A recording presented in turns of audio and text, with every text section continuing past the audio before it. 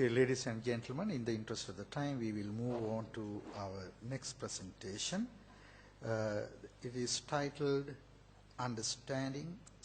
Universal State or World Government, Will It Ever Happen?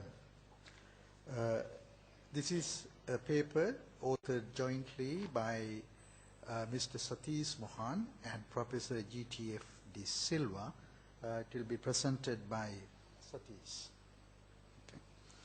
Mr. Satheesmohan is a lecturer at the Department of Strategic Studies, Faculty of Defense and Strategic Studies of KDU.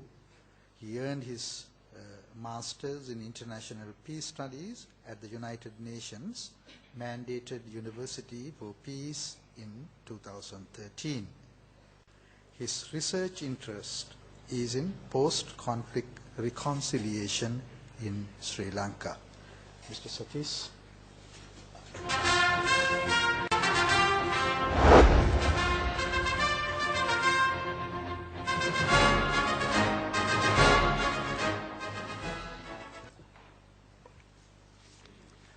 Honorable Chair, fellow panelists, Vice Chancellor of the KDU, distinguished personalities, and of course, dear my students.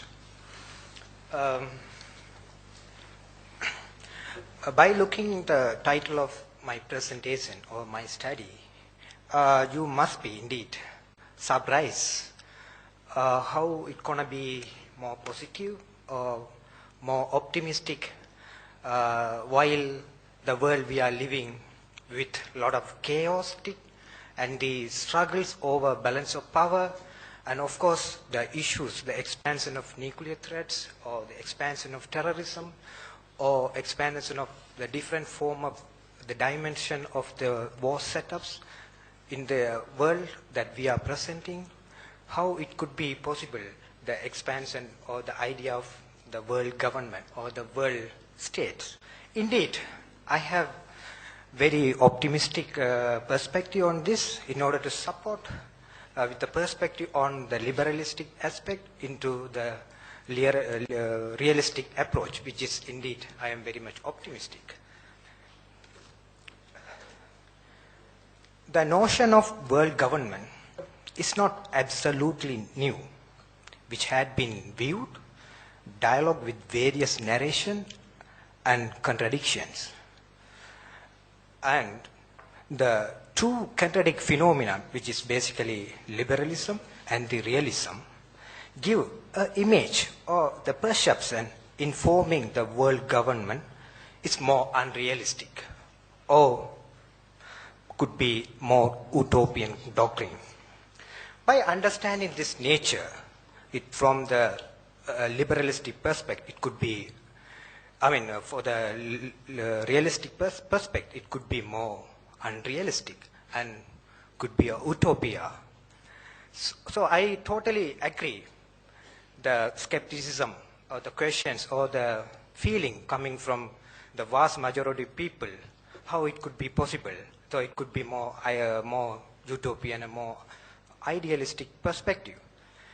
By understanding this nature, I would here very much stand for the purpose of this study of my research is to understand the possibility of forming the world government in a combined approach. So I am going to approach the liberalism and the realism into a combined approach that have been already analyzed by the German philosopher Immanuel Kant from the rationalistic perspective in the empirical perspective, the combination of that. So here I do the same philosophy, that the combination of study which may categorically avoid the monopoly of language narration or other mean from rationalist complexity to the empirical dispute.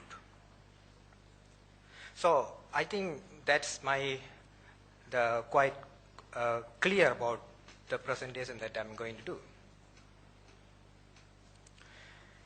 The necessity of this idea.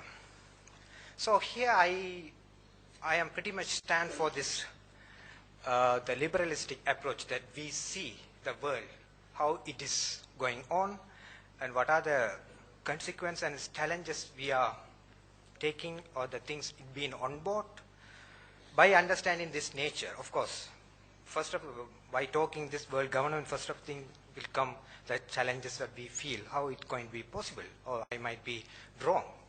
Indeed, I am not wrong.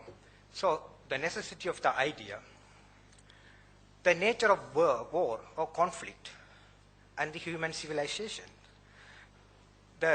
From the history of human civilization, so we have witnessed the conflict started between individual, tribes, or be groups, and of course it expand into states, and it could be interstate to the intrastate, or expand into the new legacy of the proxy war, which been taking place across the globe now.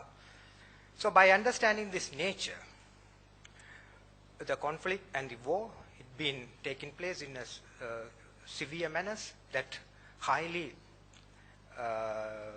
divorce the human personality from the origin of human civilization, which means from barbarian to the human civilizations. The next step, the lack of state capacity. So we see the states across the world, there are plenty of states being under threat. The emergence of non-state actors, the emergence of the new paradigm of this war setting, which is giving a clear cut that state is not only the main actor, but also the non-state actors are the partial the potential actors. By understanding this nature, the monopoly of the state is still critical and being weakened by non-state entities with the support of proxy elements. So this is one of the reasons that I put it. And failure of peace efforts. By looking this nature, the world we see, the so-called developed and developing countries. So most of the so-called developed, they enjoy the prosperity of peace, while we see the so-called developed countries with a lot of chaos and the lot of chaos and the nature of conflict is being taken place. So my philosophy and my understanding on this nature, why it is, I feel it is very important. So the most of the country who enjoy the peace, they don't really care about the country which is being under threat or is being taken place as a conflict too. So by understanding the huge disparity between the peace-oriented countries and the conflict-oriented countries, so there's room for the balance making. So there's a room to make it balance, to everybody understand, to everybody enjoy the prosperity of peace. So that is one of the key things that I pointed here.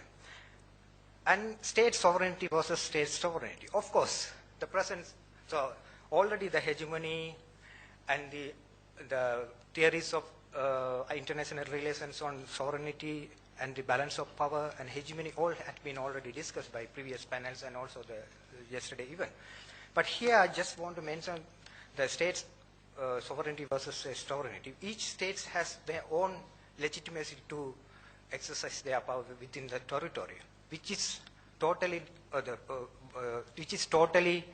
acceptable and understandable that each and every states should be followed the same philosophy or same discipline, which is very controversial scenario that we see. So by understanding that nature, the sovereignty issues among states or between states, there should be a moderate hegemony, or I would say rather than hegemony, a moderate united power needs to control the issues facing by states' sovereignty in terms of state sovereignty. Of course, this is more contradictory, but I stand for this. There would be the moderate power to maintain the state sovereignty. And technology versus humanity.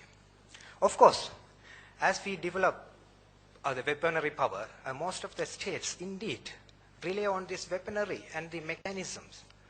So this mechanism gives them to think towards more materialist life, from forgetting or from avoiding from the intellectual capacity to maintain the world peace or the world global peace. So my stand is the technology is being supporting to develop the weaponry and the materialistic lifestyle or materialistic lifestyle to maintain the balance of power over other nations. So in that sense, humanity is being victim out of that nature. Then changing a new world order. Of course, from the history we have seen, or it witnessed quite clearly that the paradigm shift is very important. So we cannot highly rely on the classic and the previous nature. So we have to accept continuously, and we have to accept the new aspect of the world phenomena that going to be control the issues that we face at this present. So that is basically I mean. And changing global wisdom. So as we know, the history says that barbarism, we end up with barbarism and into the civilization or the moderate man or smart enough man. But again, we think there's a huge disparity between poor and rich, between peace and between peace and conflict. So in order to make it balanced, the global wisdom should be generate from the human capacity, the wisdom or the capacity of human knowledge, which had been already witnessed in the world by philosophy, by great philosophers and intellectuals. So the global wisdom should stand for maintaining or making the futuristic condition that I stand for this world government. So my argument is basically based on this conceptual doctrine, which is liberalistic approach. So basically the Victoria from Spanish philosopher and Toynbee also from English philosopher, and Bertrand Russell also from classic English philosopher, and of course Arthur C. Clarke, that Sri Lanka is much more familiar. He's a scientist and all, and of course the different personality Lenin. So he's a musician basically. So this conceptual liberalism approach gives us the possibility of creating or formatting the world governance or the new global states in order to tackle the issues. And then realism, it is obvious that contradictorily, clearly that I have already raised the sovereignty issues, the hegemonic issues. Of course, even the globalization has been clear, that it's been viewed that is for the commonwealth of that, but indeed the national interest still play. So that's meaning the state hegemony is being played. So that is highly contradict between between liberalism and realism. And of course the INGOs, they cannot be more independent by looking this world hegemony. And the discussion first is how it's going to be possible. So you can read it. And then whether it is desirable or possible. So from both concepts, desirable and possible, it's based on in order to maintain the world peace or in order to create the world security. So that's based on the human nature approach or the intellectual approach. So my conclusion is the power politics vacuum drives the necessity for the government. Of course, we see each country is fighting each other with the name of sovereignty and struggling over the balance, over the balance of power. So in order to make it balanced, so there's some necessity to maintain.